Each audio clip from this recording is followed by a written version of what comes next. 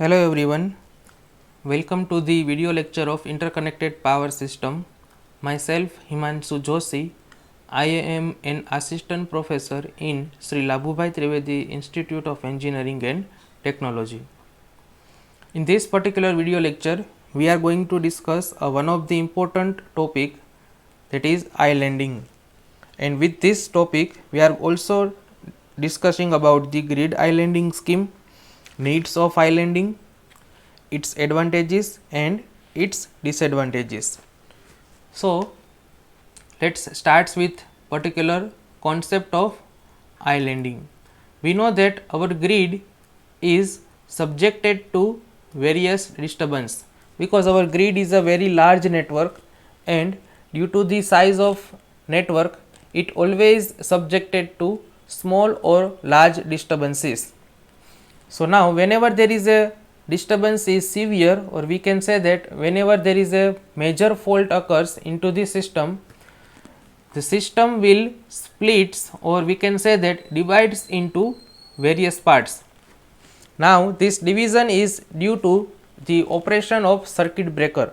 Whenever circuit breaker will operate, it will divided into the various parts. So, now these parts may or may not be able to survive. This surveillance depends on generation and load balance. So, we can say that whenever there is a separation of parts, that individual part may or may not be able to survive. So, we can say that in particular region, if generation and load is balanced, then that part will survive, and if in another part, if generation and load is not balanced, then that part will not be able to survive. So, that surveillance will depends on the generation and load balance in that particular region. So, the main idea of islanding is to make the localize the disturbance up to the extent of possible and try to save as many generating station as possible from the tripping. So, the main idea of islanding is to make disturbance or fault local, and by means of this way we can save generating unit from the tripping. So, we can say that if fault is not isolated from the healthy system, then it will spread into the grid and make the blackout. So, our try is to make the fault local so that generating station or units may be saved from the tripping. So, if we isolate the faulty part, then that load is isolated from the system and generating unit will not be overloaded. So, islanding scheme could be convinced that it will be able to save major cities during grid disturbance. So, if disturbance will occur or fault will occur, then we will try to isolate that faulty part so that major region or major area will not be affected due to that fault and disturbance. Now, what is the islanding scheme?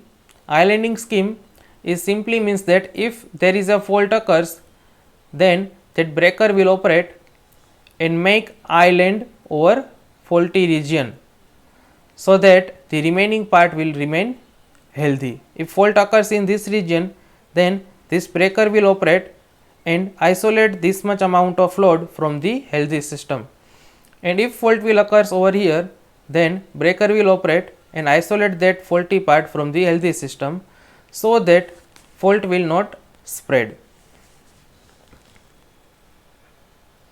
Now, second one is the grid islanding scheme. So, we can say that this grid islanding scheme is a set of protective relay connected at incoming bus. So, you can see that this one is the system in which the breaker are connected at incoming bus. Over distributed generation, you can say that circuit breaker is connected at incoming bus. So, this relay will sense a disturbance in the grid and give a trip command to the incoming breaker whenever grid disturbance exceed a set limit.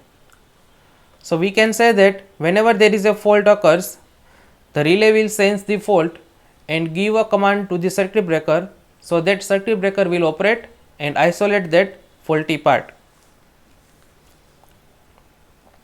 So that process of disconnecting a DG set from the grid is called grid islanding. So you can say that in this particular figure, one distributed generator set is shown. Now what is the distributed generators? Distributed generators is a small power plant like a solar power plant, a combined cycle power plant, biogas power plant, or a small size of power plant which can generate the electrical power and supply that electrical power to the local load, and the remaining power will be given to the entire grid. Now whenever there is a fault into the grid, the main reason to isolate this DG is that DG may get affected due to grid disturbance, and that results in a heavy repair cost and shutdown of that distributed generator. So by means of this way we have to protect our DG set, because a small disturbance may get damage of this DG set. Clear? If the disturbance is small, then this large system may not be affected, but that small disturbance will affect this DG set, and that repairing cost is very high for that particular DG set.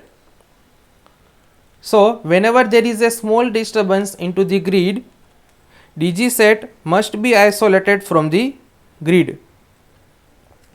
So we can say that if fault occurs in this particular any of the region which is connected by means of anyhow to this distributed generator, then that circuit breaker for this DG will operate and it will isolate this DG set from this entire region. So we can say that DG set will create its own islanding so that it can supply this load and continue the power for that particular utility. So this is known as the grid islanding scheme, that it work for these distributed generators. Whenever there is a fault in the grid, it will isolate from the grid so that it will create its own islanding part and supply will be continue for this local utility, or we can say that local load. Now needs of islanding. So what is the need of islanding?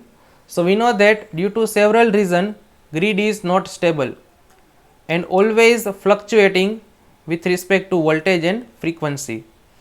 So islanding will help grid that isolated the faulty part and make the grid balance for voltage and frequency.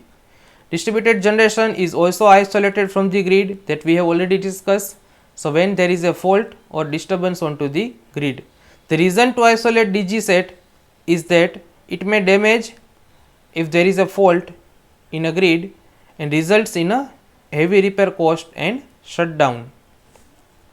We know that if there is a fault in the grid and if we will not isolate the DG from the grid, then the DG will also affected due to that fault, and this load is also affected for that fault, because DG cannot supply the load due to that external fault. So we have to isolate the DG system. Now what are the advantage of islanding? The first advantage is improve the quality of power system. We know that if we isolate the faulty part, then quality of power system will improve, or we can say that reliability of power system will also improve. Second one is the reduces the outage cost. So if faulty part is isolated, then outage cost will reduce. The third advantage is increase the revenue of DG owners.